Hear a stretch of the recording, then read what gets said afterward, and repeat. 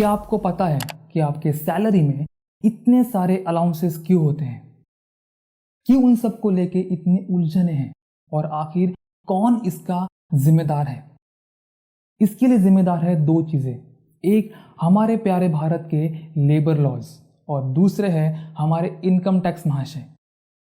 हमारे प्यारे भारत में लगभग स्टेट के 200 के करीब और सेंट्रल के 50 के करीब लेबर लॉज हैं। और हैरानी की बात तो ये है कि इन सभी में ही वेजेस की डेफिनेशन अलग अलग बताई गई है। हालांकि इन सबको मिला के अब 4 लेबर कोड्स बनाए जाएंगे, लेकिन अगर वेजेस की डेफिनेशन ही अलग है तो हमारा उलझन में होना लाजमी है। और इस उलझन में और इजाफा करते हैं एम्प्लॉय और एम्प्लॉयर्स, जहाँ पे एम्प्लॉयर चाहते हैं कि उनका खर्चा कम हो जाए, जैसे कि पीएफ, ग्रेच्युटी, बोनस, ईएसआई, यहाँ पे उन्हें कम खर्च करना पड़े। और एम्प्लॉय चाहते हैं कि उनके सैलरी से कम पैसे कट हो जाए ताकि उनके हाथों में पैसा बचे। इन सब चीज़ों को मद्देनज़र वेजेस और अलाउंसेस का अलग अलग स्ट्रक्चर बनाया गया। तो दूसरी तरफ इनकम टैक्स, जहाँ पर कई सारे एग्जम्पशंस और डिडक्शन होते हैं और इनको क्लेम करने के लिए एम्प्लॉयज़ को अपने सैलरी में अलग अलग हेड लगाने पड़ते हैं। तो इन सारे उलझनों का कोई हल है? बिल्कुल, इसका हल है यही 4 लेबर कोड्स। इनमें वेजेस की डेफिनेशन एक ही बताई गई है।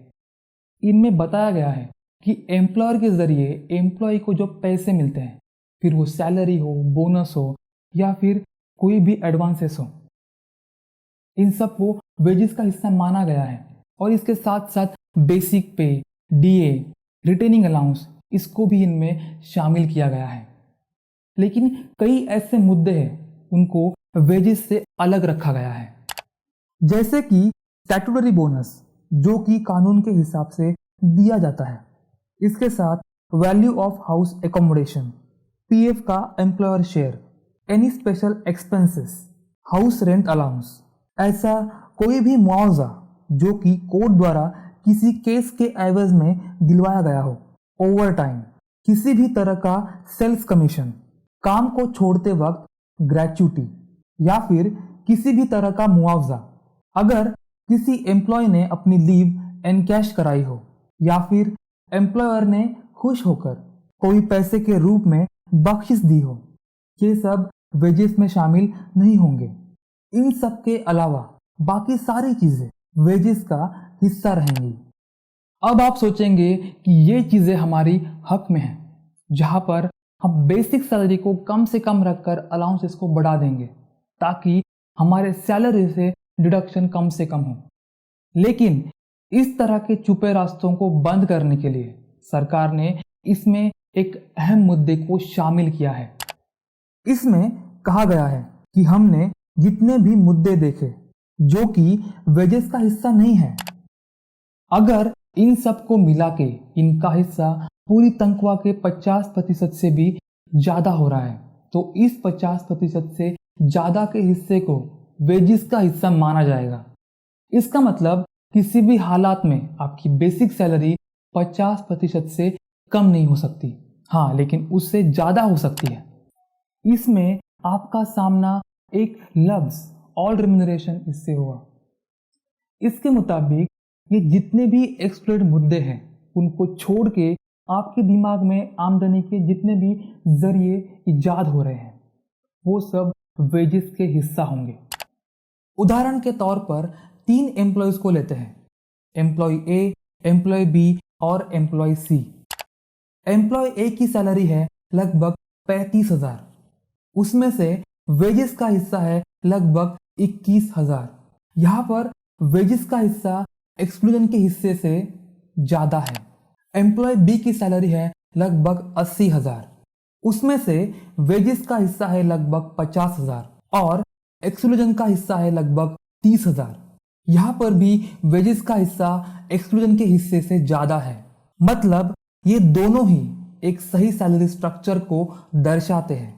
लेकिन एम्प्लॉय सी की सैलरी है लगभग 35,000, उसमें वेजेस का हिस्सा है 15,000 और एक्सक्लूजन का हिस्सा है 20,000। मतलब साफ है यहाँ पर वेजेस का हिस्सा एक्सक्लूजन के हिस्से से कम है। यहाँ पर 35,000 के 50% होते हैं 17,500। मतलब एक्सक्लूजन के हिस्से से 2,500 रुपए वेजेस में जोड़े जाएंगे और उस वेजेस के हिस्से पर पीएफ, ईएसआई, ग्रेच्युटी की कटौती होगी। अब देखते हैं कि ये नया वेज रूल किस किस पर लागू होता है। इस कानून के हिसाब से एम्प्लॉय उसे कहा जाएगा वो सारे ही लोग, फिर वो स्किल्ड हो या फिर अनस्किल्ड हो, मैनेजरियल हो, ऑपरेशनल हो, सुपरवाइजरी हो, एडमिनिस्ट्रेटिव हो, टेक्निकल हो या फिर क्लेरिकल हो, मतलब सभी को ही इस वेजेस का कानून लागू होगा। मतलब जितनी भी आपकी तनख्वाह हो इसमें कम से कम 50% बेसिक डीए का हिस्सा होना चाहिए।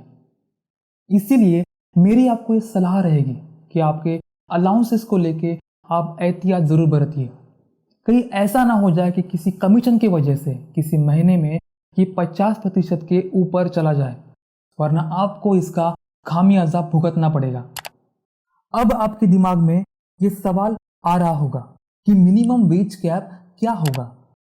तो क्या हम इसे कुछ एचआरए, कुछ बेसिक में तकसीम कर सकते हैं? तो इसका जवाब है बिल्कुल नहीं। जो भी मिनिमम वेजेस है उसे बेसिक डीए में शामिल करना होगा और ऊपर से आप जो भी अलाउंसेस देना चाहते हैं उसे आप दे सकते हैं। उसी तरह पीएफ, ग्रेच्युटी, ईएसआई, बोनस, इन पर भी यही नियम लागू होते हैं। समझिए कि आपके सैलरी से पीएफ और ईएसआई काटे जा रहे हैं तो वो बेसिक डीए से ही काटे जाएंगे।